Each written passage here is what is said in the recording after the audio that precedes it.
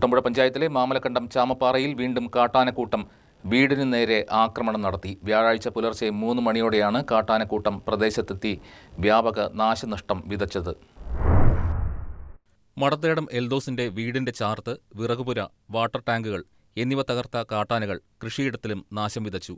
പ്രദേശവാസികൾ ഒച്ചവച്ചതിനെ തുടർന്നാണ് കാട്ടാനക്കൂട്ടം വനത്തിലേക്ക് മടങ്ങിയത്. രാത്രി 3 മണിയായപ്പോഴാണ് ആന വന്ന് ചാർത്ത് അടിച്ചു കുറച്ച് വെള്ളം കളഞ്ഞു. 3 വെള്ള ടാങ്ക് 500-ന്റെ 3 ടാങ്ക് കളഞ്ഞു. വിറകുവര ഉണ്ടായിരുന്നു, അത് കളഞ്ഞു. പിന്നെ ഫോറസ്റ്റുകാരും വന്നില്ല.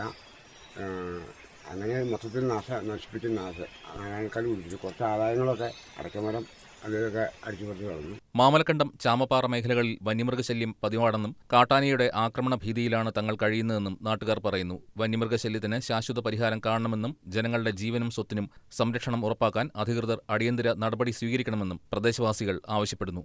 News desk KCV news.